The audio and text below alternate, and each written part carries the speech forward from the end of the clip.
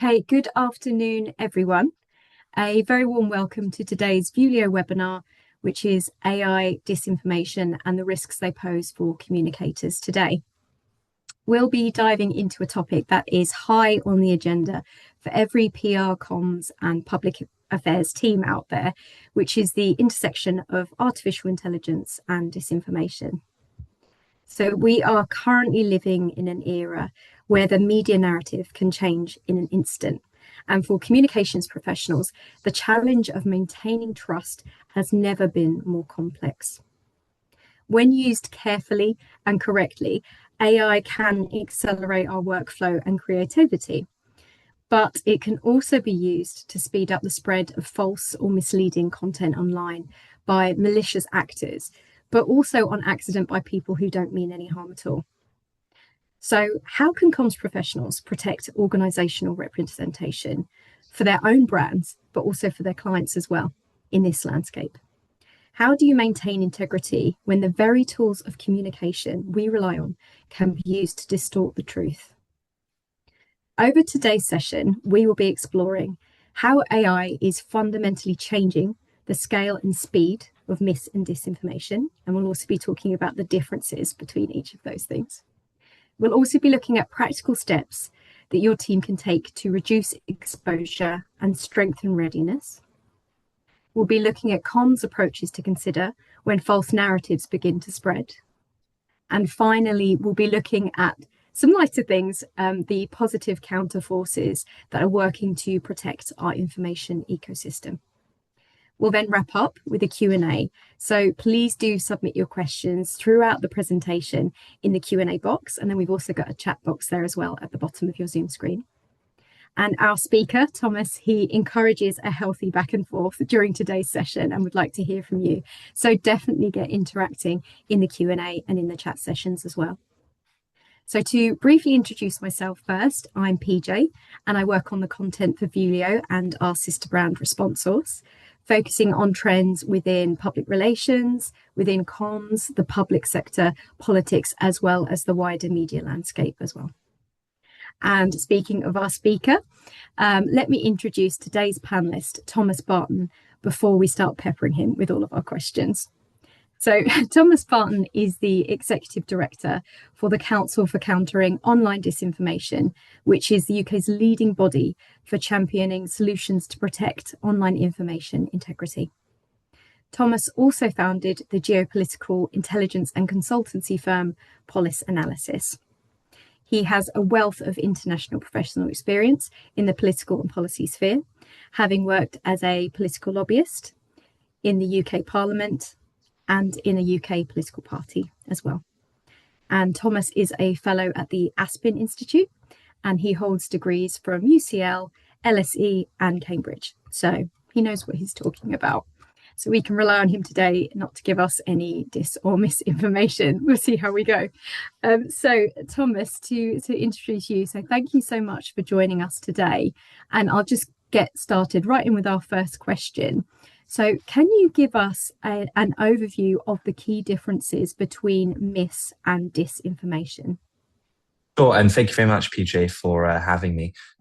Look, I think it's important to define these terms, and you're right to ask that question because we constantly hear, a range of terms being used: fake news, misinformation, disinformation, content authenticity, information integrity, and so forth. To really boil it down, in simple terms. For disinformation, the way that we define it at the council, at the CCOD, is it's the spreading of information that is false with the deliberate, and that's the key word, the deliberate intent to deceive the intended recipient or audience. So there is a malicious intent behind the disinformation that's being circulated.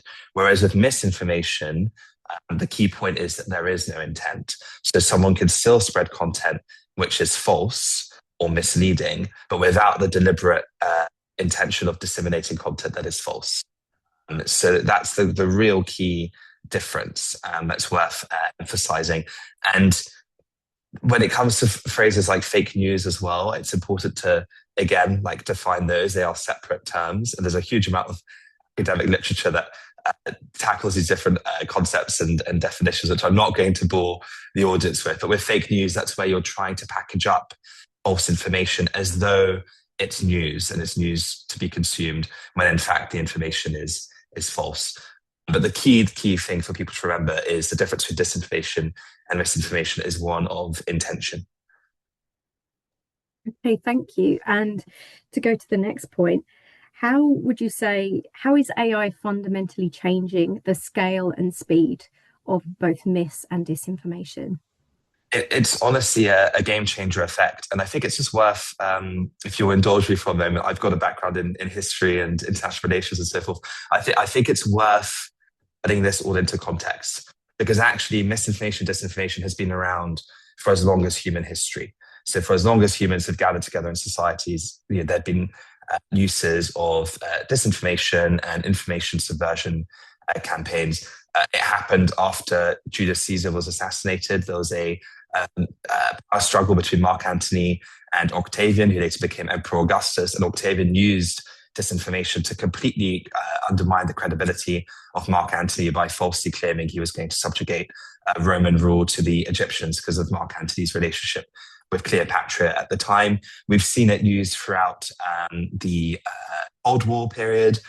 The Soviet Union were experts in using this disinformation. And actually in the 20s, the UK, with the Zinoviev incident, also used disinformation to undermine a potential rapprochement between the United Kingdom and the Soviet Union. So these things have happened historically, and we're never going to be able to stop mis and disinformation outright. The reason why we need to start talking about the issue far more than we have done, however, but I don't think it's been salient enough as an issue in the UK specifically, is because of the of generative AI on the spread of false content.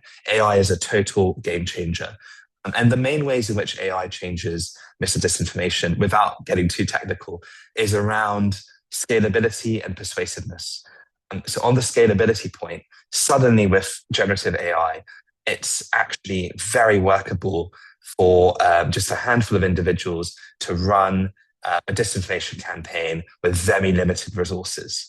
So traditionally, if you wanted to run a disinformation campaign just a few years ago, you would require a range of staff members and considerable resource and budget for quite manual-based processes for spreading false content. Now, a sole malicious actor with the power of an AI platform can at scale spread false content and manufacture it in almost real time. And sometimes like that content is not of super high quality. And you might think, phew, we're off the hook. Like, they're producing a load of cheap disinformation, but it's easy to spot. But actually, that kind of disinformation can be really pernicious. It's called flooding the zone. That's the technique. And the Chinese are the world leaders at this. And it's when you spread a load of false content, which is actually not that convincing, and it's not very high quality, but there's so much of it that it disorientates the recipient, it disorientates the social media user. So if your newsfeed is suddenly being flooded with a load of low quality disinformation, it leaves you completely disoriented, and thus it might leave you to completely remove yourself from that information environment and no longer try and access information, which is actually the deliberate intention of a flooding the zone technique. So the scalability is really concerning. You can spread huge amounts of false content within seconds with AI. On the complete other end of the spectrum, though, synthetic content, AI-produced content that's false, really improves the persuasiveness of false content. A disinformation campaign works if its audience falls for the false content. And actually, there has been a lot of research that's found, for instance, that synthetic authored tweets, which are fake, are several percentage points more believable than if a human authored those fake tweets. So AI is actually better at deceiving and misleading people than humans. And if we take that a little bit further, with AI as well, you really can now personalize false content. So with AI, you can now basically scrape the internet for publicly available information on an individual.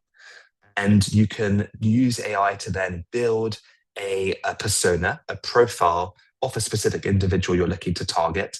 And you can very quickly figure out what are their interests, what are their views, what are their sort of biases, and what sort of false content can be tailored to that individual that will have a more sort of emotive response.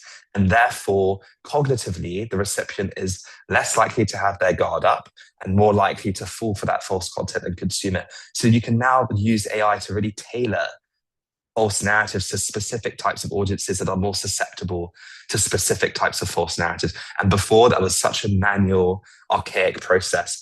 With AI, you can scrape all that publicly available data in real time and personalize that false content. So AI really is a game changer on the scalability side at the one end, all the way through to the persuasiveness and then the personalization on the other. And that's why mis and disinformation merits far greater attention, because AI is the game changer here. Okay, thank you. That's nice and scary. And Sorry. could you could you give us some examples as well, maybe from the past few years of mis and disinformation kind of powered by AI? Sure.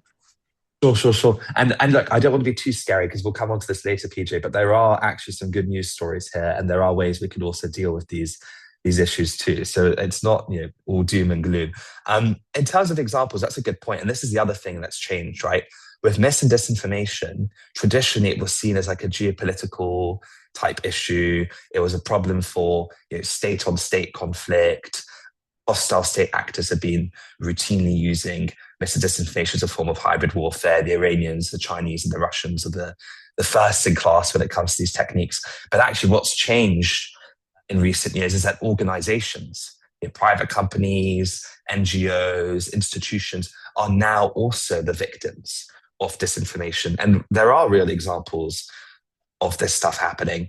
Pre-AI, there was an example of a false tweet, supposedly from the Eli Lilly pharmaceutical company a few years ago, going out suggesting insulin would be free of charge.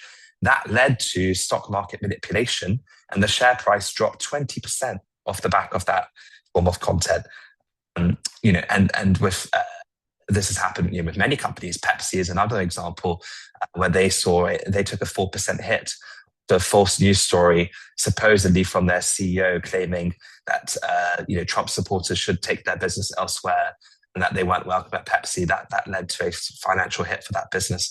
But in terms of the sort of a real example of where a company has been harmed by disinformation that's been enabled by AI, a really important case study for people on this call to be aware of is what happened at the global engineering firm Arup.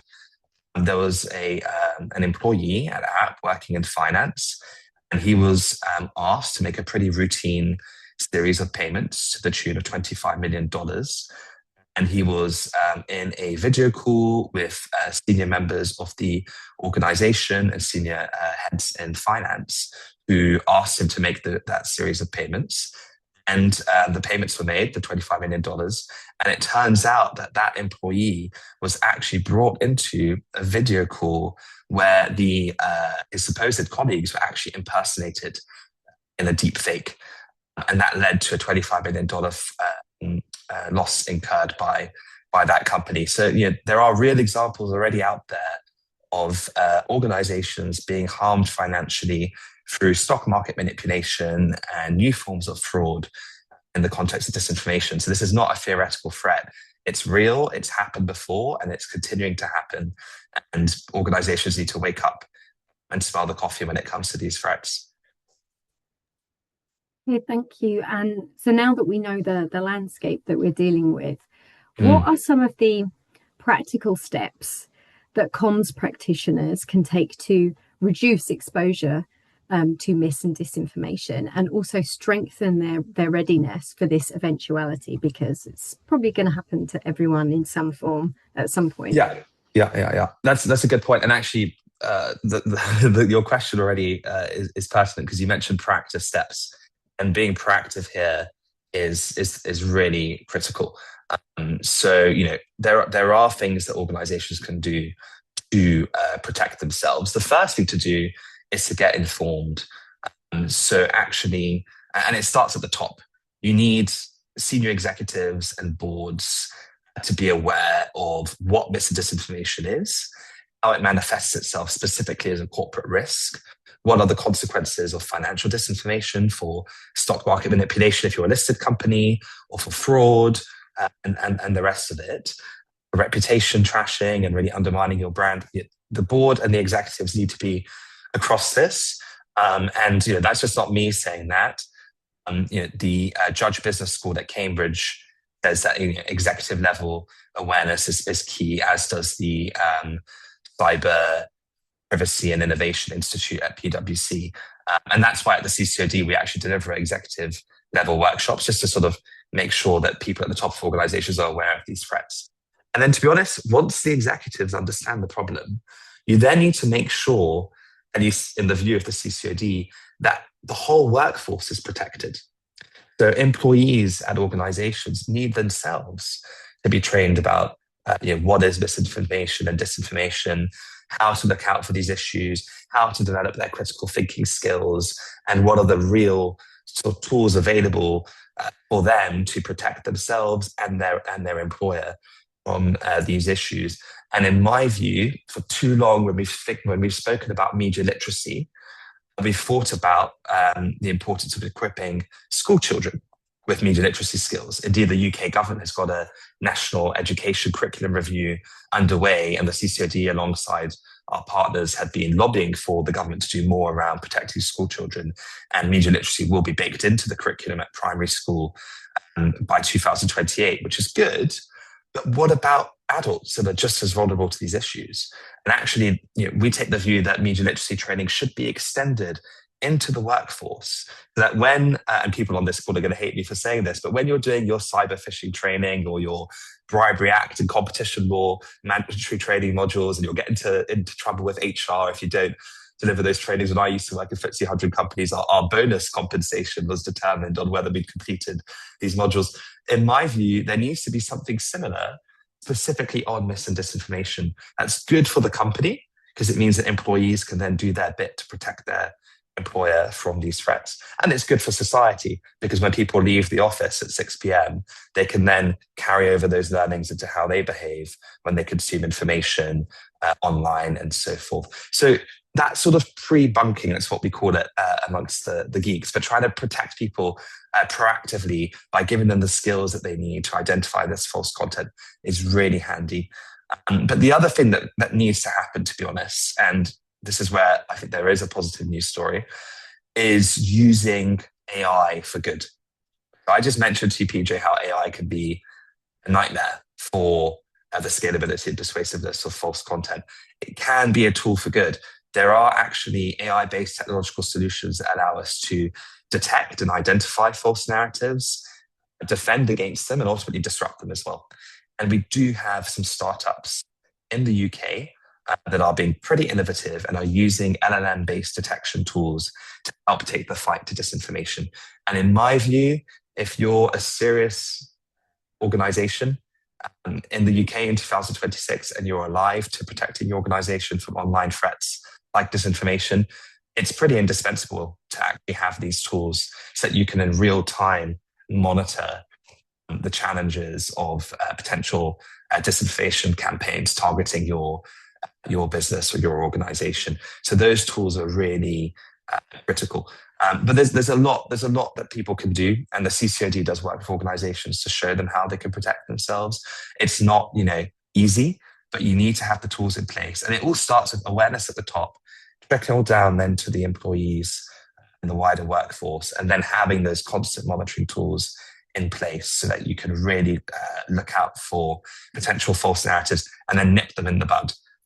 So those are some of the things that I would recommend organizations think about if they really want to properly protect themselves from these threats, because this is going to be the next cybersecurity issue.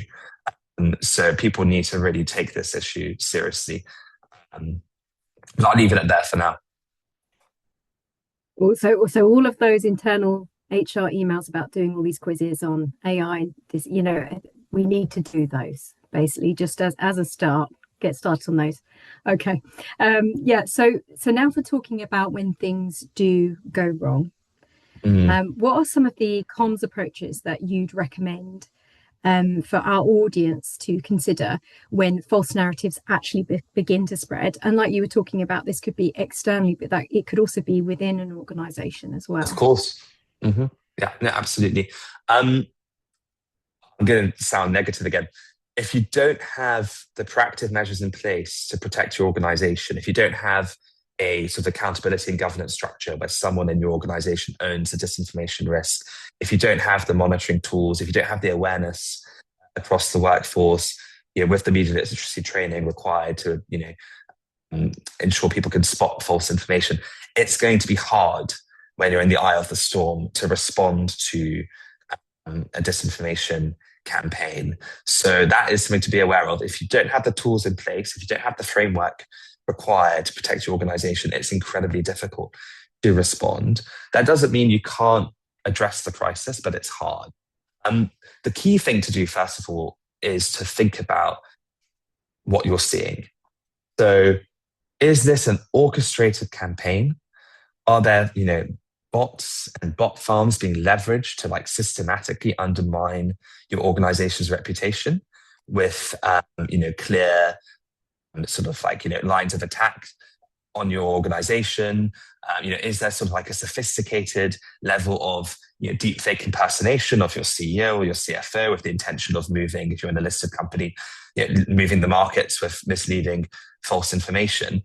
Or, is it actually pretty low scale? Is it just a handful of accounts with low followings? They could be disgruntled former employees. They could be angry customers and so forth. So first of all, you have to assess what the scale of the threat is. It might sound obvious, but the reason is until you've originally evaluated that risk, it's hard to then know how to respond. Because the key challenge, and actually the whole community here is pretty divided sometimes when it comes to how to respond to false narratives, is the need to not give oxygen and airtime to false narratives. Because if you start responding to disinformation or false content about your organization, you're actually giving succor to those who are spreading that false content in the first place.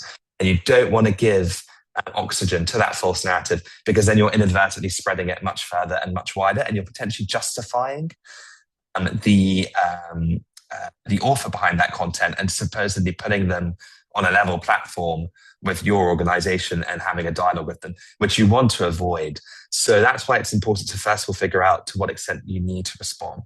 If you feel as though this is turning into a crisis, there's a campaign, it seems well organized, and it could really harm the reputation of your organization, then a response is required. And the key thing is to ensure that any response from your organization is fact-based and data-driven, and that you own the narrative based on the evidence. That's the best way to debunk a false narrative, is to fight the fiction with the facts. But you don't want to do that while elevating the false narrative. Another thing you can do to really spread your fact-based intervention is using trusted third parties. Because the bad news is that false information on social media spreads up to 6 times faster than factual information. So whoever's spreading the disinformation, they've got a head start because they're the ones who are running the campaign.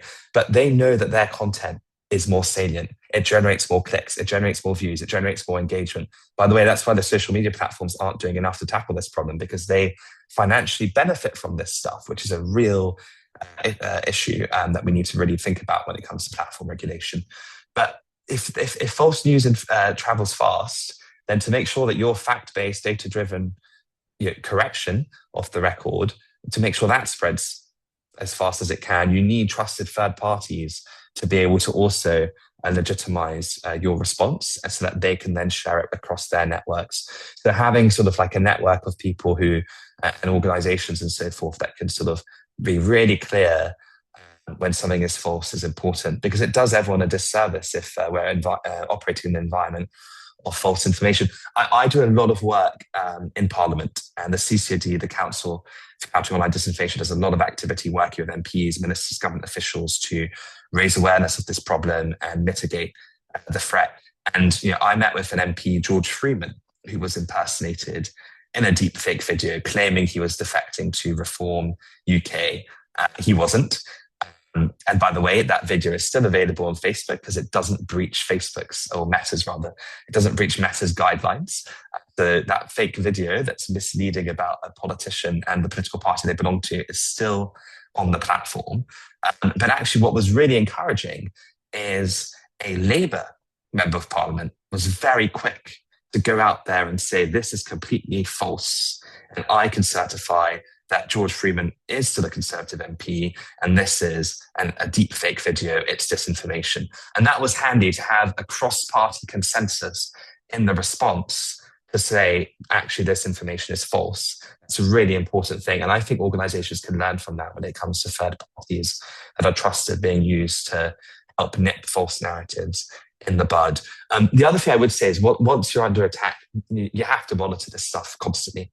You've really got to look at the false content that's being spread and track the narrative, track the levels of engagement, and that will help inform how you continue to respond. But to bring it back to the previous question, PJ, unless you've taken the proactive measures, it's going to be really hard, because if you don't have a board and senior executives that are aware of these issues, if you don't have employees that are trained on media literacy, it just leaves you in a much weaker position to then respond to these false narratives.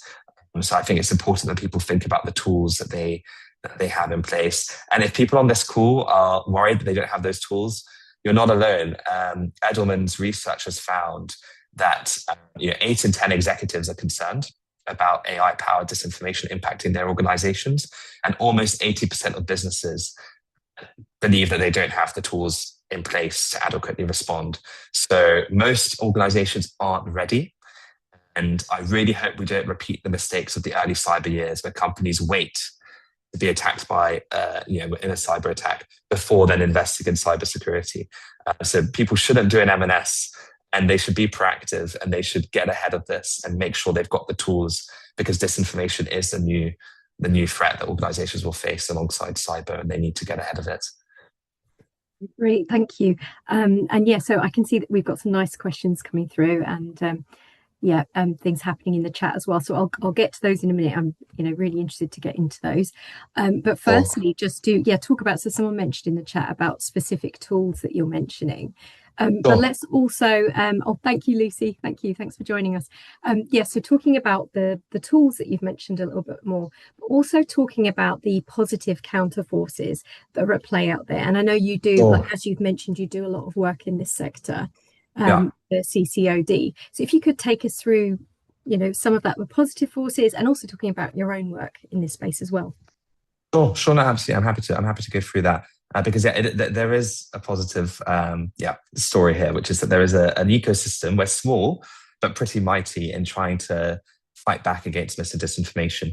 There are a range of ways of addressing these challenges, and when it comes to these sort of immediate response, innovation is key here, and actually using AI detection tools to monitor these threats, respond to them in real time is important. So there are some startups in the UK, the United States, and Israel. Those are the 3 leading countries for developing startups that are using LLM detection tools to monitor these threats and then give them opportunity to address them and potentially report them to the social media platforms as well, with the hope that if they breach their guidelines, that content is then taken down.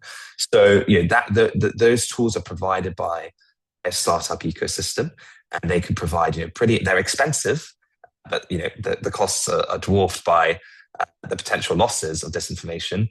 I mean, there was a report, the main report people cite is actually quite outdated. It's from 2019, and it claims that disinformation costs the global economy $78 billion a year. That's before the impact of AI that I spoke about earlier. So the figure's probably substantially. Actually, even though these tools are expensive, it's worth investing in them up front. There are also similarly like deep fake detection tools. There are some companies that have specifically specialized, and again, they're mainly in the US, but there are some in the UK that have specifically specialized in deep fake detection tools. So you can tell if a video is real or not, or if a voice note is real or not. I met a senior executive at a major company in the UK some weeks ago now, and they were telling me how their CEO regularly uses voice notes to communicate with his senior leadership team because he's too busy for email and video calls. A malicious actor found out about this and used deepfake audio content in the form of voice notes and shared that with senior figures at that business to try and impersonate the CEO and influence decision making. So having tools around sort of checking the authenticity of content is useful. There are also some efforts around watermarking and labeling of content to demonstrate if it's authentic or not. So that's part of the solution here. But longer term, the real thing that's ultimately needed is regulatory policy and legislative change. So the British government needs to step up its effort in tackling mis and disinformation, because even if companies are best in class and they take on the executive workshops that organizations like my own provide, they take on the media literacy tools that we develop for workforces, and they have the monitoring software using AI technology, if there's still a flood of false content, that doesn't really solve the root cause of the problem. And the best way to solve the root cause of the problem is to regulate the platforms and make sure that they are more proactively taking down bot accounts, false accounts that are actually spreading the lion's share of content, both true and false, on social media. Our feeds are now dominated by bots. A few years ago, and again, this is pre-AI, so things have changed, but just 5% of accounts on then Twitter accounted for up to a third of all newsfeed content. And a lot of research finds that in the next couple of years, up to 90% of content on our newsfeeds could potentially be produced by bots. So if we can get the social media companies to take those bot farms down, that'd be really handy. And actually, that's work that the CCOD does in the form of trying to engage with policymakers and coming up with well-researched, evidence-backed recommendations to government around what can be done on platform regulation that balances freedom of speech and expression concerns with the need to preserve information integrity. There are some other organizations out there that are doing some really good research, and we work with them. The Alan Turing Institute, for instance, are doing some really good work in this space. Demos, and there are some civil society actors that are helping to try and influence the regulatory environment, so that longer term, if we have the right regulatory response, we'll be able to help address the root cause of these issues. But I'm very happy for people on this call to reach out to me afterwards if they are interested in the executive workshops and the media literacy training for workforces. And I can definitely point people in the right direction in terms of suppliers and providers of various tools, because there are some tools out there, and we need people to use them so they can protect themselves. Very great, thank you. And I'll dive into the questions now. So first, I'll head to the chat. So really interesting. So yeah, thank you for answering the question about the tools. So Harry asks, is there any particular advice that you can give on the preventative measures that we mentioned, apart from being prepared? So someone else in the chat, Lucy, actually, she spoke about war gaming these things ahead of time and doing tabletop exercises. Is that something that you have any experience in or can recommend? Yeah, absolutely. And I think simulations and scenario planning is always important. Again, this is not a theoretical threat; it's a real one. So the best thing you can do is actually look at how existing victims of disinformation have been targeted and learn from how those organizations have responded. So I think that's really important to look at the real case studies. But yeah, absolutely, scenario planning. Testing out whether your executives understand the issue and the way in which they can respond. So post receipt of the workshops, if they've actually properly understood what's needed, if they've structured the organization in such a way, governance-wise, that there's a clear owner, that there's accountability somewhere in the organization, or the risk of disinformation is important. And you can also test out the efficacy of the media literacy training on your workforces. One-stop interactions in media literacy are far less effective than more regular media literacy-based interventions for employees. If you have regular touch points and where you're measuring the effectiveness over time, that's what works. So typically in the media literacy space, an intervention where you test up to 18 months after the first receipt of training the extent to which that person has developed their critical thinking skills and their ability to discern between true and false content is so much more effective. I mean, the data speaks for itself on that point compared to, one-time workshops. So making sure you're routinely measuring the effectiveness of tools is important, so that when that crisis moment comes, you're making sure that the tools you've used are properly being embedded and are working as best as they can. I would say as well, on the monitoring side, it's really important when people are sort of monitoring, especially our comms teams that are probably already monitoring social media and using social media listening and so forth, that people don't mix everything up. It's very easy to just throw away, quite loosely, terms like mis and disinformation. That's why I was being a bit annoying about definitions at the start. It's important to really look at what's happening on social media and making a distinction between what actual disinformation is versus, say, stuff that is annoying for your organization to come across, but isn't actually a deliberate effort to undermine your reputation, manipulate your share price if you're listed, and so forth. And so making sure that people really understand how to use those social media listing tools and really interrogating the data that's being picked up and understanding it, I think, is a really important thing that needs to be done. But yeah, I mean, it's easy to simulate these issues. You can very easily, you can all do it now. You can all very easily sort of set up a deepfake video of your CFO giving false information about the share price, or you can, very quickly now create a bot farm on Twitter where you can just get some fake accounts together and test out how quickly false narratives can spread. These scenarios are tested by experts routinely, and it's very easy to test those out and to see just how quickly they can be damaging. I'll give one example of that. An organization that we partner with, they actually simulated a bank run. They picked a regional bank in England, and they took £10 of spend on ad spend on Facebook. And they wanted to simulate with £10 of ad spend how easy it would be to create a false narrative on Facebook to encourage customers to draw down on their bank accounts, take out their deposits, and essentially remove money from the bank.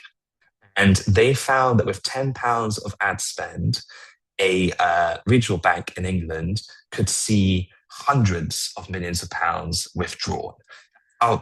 With £10, that's how many people you can reach with a false narrative. So you can simulate these things, and organizations can run those simulations. I think it's important, though, that expert providers are part of that process to really help make sure that these simulations are designed in a way that are effective and that makes sense. But yes, there are many ways of being proactive in this environment. The main problem is just people don't know how to do it and what's out there. There are ways to protect an organization from these things. Okay, great. And so yeah, we've got a bit more time together, so we'll go through a few more questions as well. Sure. We've got a question from Anna, and she asks about specifically how to bring this to life for people that are on the board, on the C-suite. So she's experienced this being dismissed at that level as being unlikely. Of course, it's increasingly unlikely that it's unlikely. So how can people, I guess, shock the C-suite into taking this seriously and starting? That's a great question, and I'm to be honest, we sometimes use those shock tactics in our parliamentary engagement because the council does a lot of research on address mis and disinformation across innovation, education, and regulation. And when we talk to parliamentarians, a lot of parliamentarians don't really understand the mis and disinformation threat, to be honest. So those executives that Anna mentions are not alone. Our own political masters are slow to recognize the scale of the disinformation challenge. And the best ways we shock them is we just show them how they could be targeted. So yes, we use real examples. If I'm talking to an MP, I would say, look, one of your colleagues, George Freeman, was impersonated. That could be you next. We've seen at the top, people like Wes Streeting and Keir Starmer have been impersonated with video and audio content. And so we sort of show the real life stories. I think there's no better way of demonstrating a risk than by showing it's not theoretical, it's actually happening. But actually, one of the things we found is when you show parliamentarians how easy it is to make a deepfake video saying something which they do not want to be politically associated with.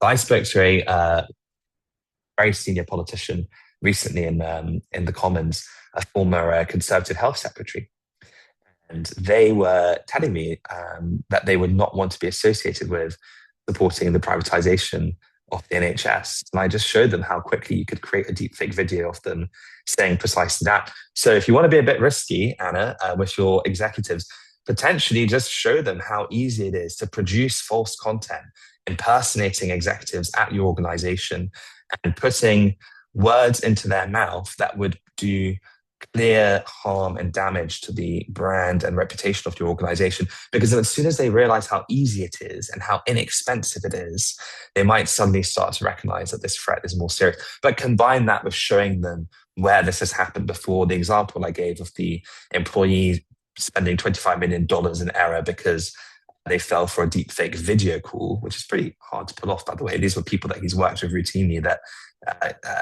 were impersonated, and he still fell for it. Actually using those real case study examples will hopefully demonstrate to your executives that this is a growing problem. And there's a wealth of data out there that is costing up the challenge of financial disinformation in particular. And the World Economic Forum has labeled disinformation as sort of the top three global risks for the last few years. So there's a growing awareness around these problems. Governments are recognizing it's a challenge when it comes to hostile states and so forth. So I think similarly, businesses need to recognize that it's a threat that they can also from. And again, using the cybersecurity parallel is really useful here. People don't want to invest in these sorts of things up front. I worked in lobbying for 6 years at three FTSE 100 companies. I know how difficult it is to get investment in proactive things like public affairs strategies and so forth. But the cost of bad regulation in that example can massively it's the cost of investing to influence policy.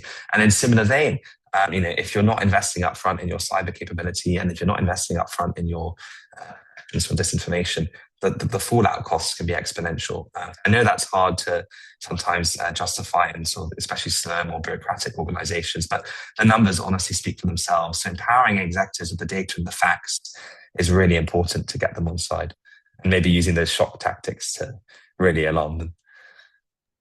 Okay, cool. We've also got a question from Eloise who asks, do you think that the web is becoming so notoriously cluttered with fakes that it could signal the end of it? And how will people look for reliable information online in the future? That's a really interesting point. And there is a growing view that if the majority of content on in our Google searches or on our social media feeds, if that's starting to be overwhelmed with inauthentic content, so AI generated, that doesn't mean it's not true. You can have true AI generated content, but if it's starting to be inauthentic content that's dominating alongside false content spread by false accounts, like not real people but bot farms, then I do think that will put people off using these feeds. And that's why organizations like my own and broader civil society have been very clear when we talk to the big tech companies. It's in their interests. They really believe that Meta is all about social connections and bringing family and friends from other parts of the world closer together. Then why surrender the space to bots? Why do you want Iranian bot farms dominating discourse on Scottish independence? I mean, it's just like, and it's actually against, by the way, it's against a lot of their guidelines in principle, but in practice they don't enforce the takedown of these bot accounts. But yes, I think these social media companies need to wake up, because actually if people feel as though authentic content is no longer there, that they're not seeing the content of their friends and family, and instead they're just seeing a combination of fake content, AI content, and ads, it put people off. But I don't think that it's all doom and gloom either. And I think that there is still a way of ensuring people can continue to maximize the upsides of technologies like these. It's just about making sure we have the right guardrails in place. So we need to make sure that we are using watermarking and labeling so that people are informed and they know upfront, okay, this content was generated by AI. This content was not. One of the big things that the Council for Countering Online Disinformation champions is more control for you guys, for social media users, for people. We should have toggles where we can set that we would rather have, for instance, content that comes from sources of information that are regulated by the Broadcasters Code in the UK. Because if you're regulated by the Broadcasters Code, you are legally required to put out content that is aligning with due impartiality and duty of balance provisions, for instance. Now, that's not saying that everyone should have to just see that content, but we should have the right to click a box and say whether we want that kind of content or whether we want sources of information that align with international journalistic standards of factual accuracy. So it's about giving users more control over what they see. But I don't like this narrative that, oh, because things are bad online, we've just got to give up on the web. And that's unfortunately what we're hearing from our own government. Look at how they're trying to protect teenagers. They've now decided, having done nothing for years, yes, there's some good activity that's happened following the Online Safety Act of the UK on the real nasty stuff, the child pornography and sexual material stuff. Apart from on CSAM and on pornography, the government traditionally hasn't done much in this space. And now they're going the other way and just saying, nothing can be done. Let's just ban social media for under 16s, which I think is such a lazy, populist approach to governing, which won't actually do anything to properly solve this issue.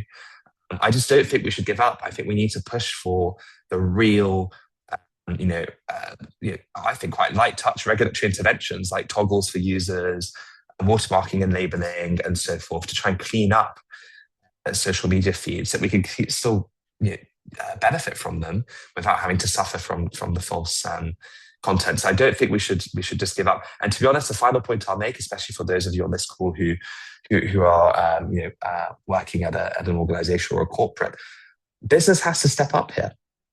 Businesses, in my view, if you are a socially responsible business in the age of AI, then you need to show that you are willing to fight back against AI-associated risks like mis and disinformation. Use your CSR budgets effectively to help tackle these issues. It's in your own commercial interests, but it's in broader society's interests too. And businesses don't want to be operating in an environment where one of their competitors could completely trash their reputation by using a disinformation campaign that's being designed by a consultancy that can help with these things. So we all benefit from clean information environment, and I think that businesses have to step up and say that they too want these issues to be addressed. And if there's a whole of society approach, then we can protect our internet and fight back against the online threats that we're seeing. Okay, lovely. Thank you so much. So we've gone over time a little bit, but I think we got lots of insight from you there, Thomas. So thanks a lot. And thank you to everyone who submitted their questions and joined in with the chat as well. Anything that we didn't have time to get to today, hopefully we'll follow up with Thomas and we'll get some bits up on the blog as well as a follow-up.